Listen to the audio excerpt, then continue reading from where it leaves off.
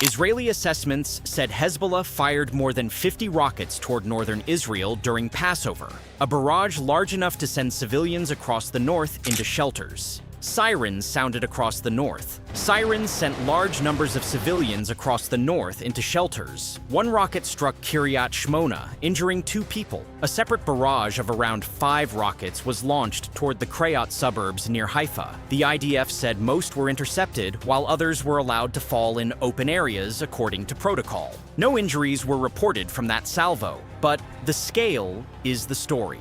50 rockets in a single day during a holiday when families are gathered at tables is not a military probe. It is a statement that Hezbollah can reach deep into Israeli civilian life at the moment when that life is most exposed. The shelters that opened on Passover evening were meant for brief emergencies, but this barrage turned the holiday itself into part of the battle. The civilian toll is climbing alongside the military one. Israel's health ministry said 118 injured people were admitted to hospitals on Tuesday, bringing the total number treated since the war began to well over 6,000. That number includes soldiers, civilians, and people affected by debris, shrapnel, and the secondary effects of sustained bombardment. The war is now producing a hospital workload measured in the thousands, far beyond the pace a short emergency was supposed to generate. The military cost is measurable in names. 4 Israeli soldiers were killed in fighting with Hezbollah in southern Lebanon. Captain Noam Madmoni, Staff Sergeant Ben Cohen, Sergeant Liran Ben Zion, Staff Sergeant Maxim Entis. Ben Zion was killed by an anti-tank missile. His funeral was held in the central town of Holon. His mother spoke at the burial. "Enough already. Enough of these funerals. Enough of this pain. Children lying here in the ground.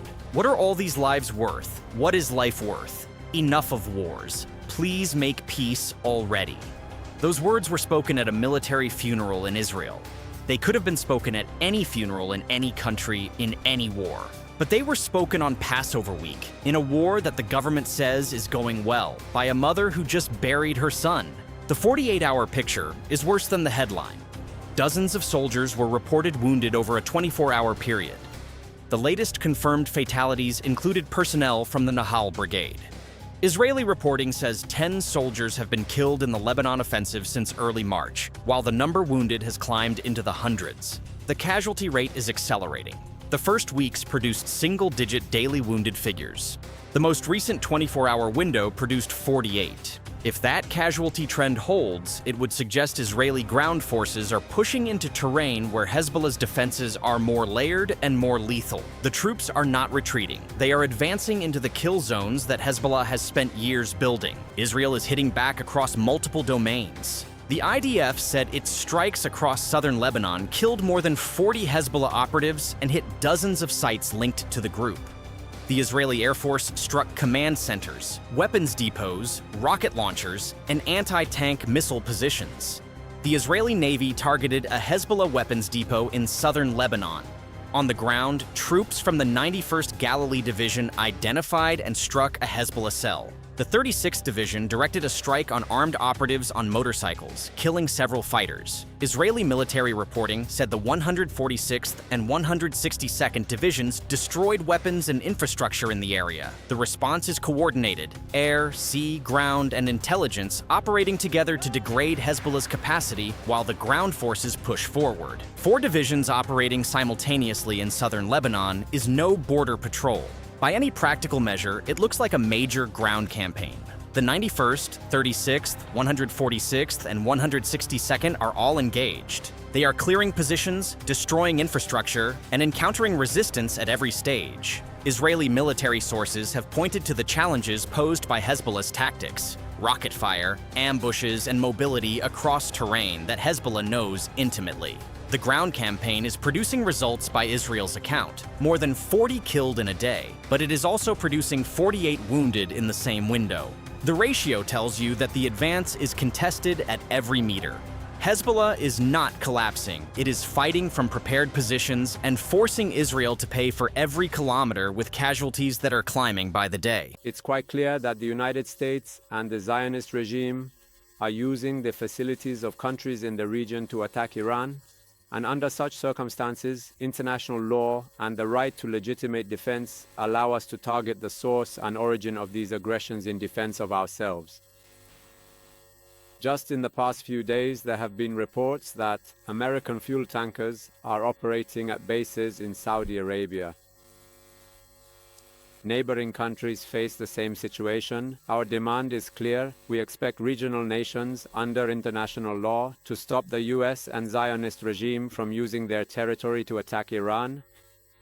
The United States and the Zionist regime are abusing the facilities and territories of these countries to attack Iran.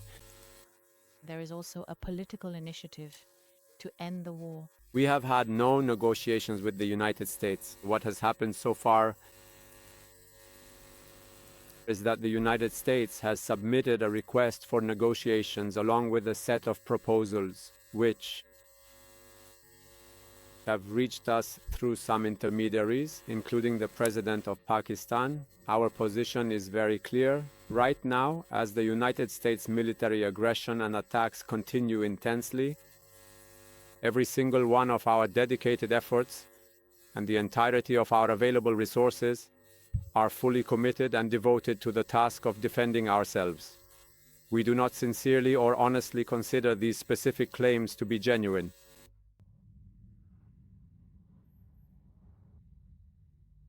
The information that has been conveyed to us, no matter what you want to call it, under any title you choose, whether it's a 15-point proposal or more or less, the requests have been extremely excessive, unrealistic, and illogical. The meetings that Pakistan is holding with neighboring countries are a framework they have established themselves. We have not participated in this framework.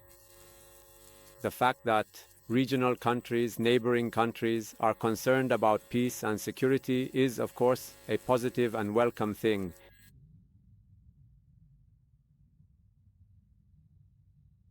If our membership in the treaty is supposed to be just a name on a piece of paper for us, and not only are we unable to benefit from the rights stated in it, but we are also subjected to violations and injustice, then what is the point of being a member of this document? We still remain a member of this document, and as long as we are members, we are certainly committed to fulfilling the obligations stated in it.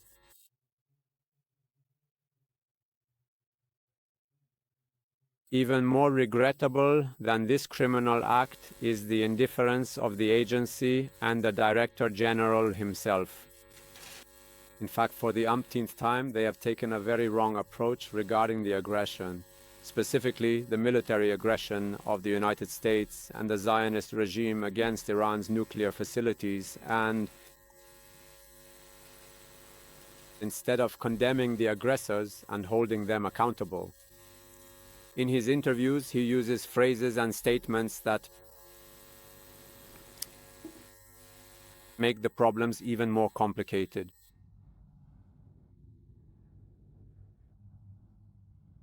The countries in the region that he has traveled to are certainly smarter than to permit an individual leader who has subjected his very own nation and its people to the horrors of an incredibly violent and devastatingly destructive military conflict that has persisted relentlessly throughout the entirety of the past 4 years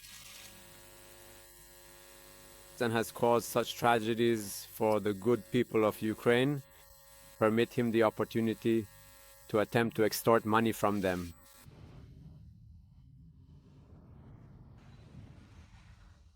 If a regime claims to represent the people's sovereignty, and if democracy truly matters to it, then it must certainly pay close attention to the public's demands and the needs of its citizens, and base its policies on their opinions. But unfortunately, this is not the case in America.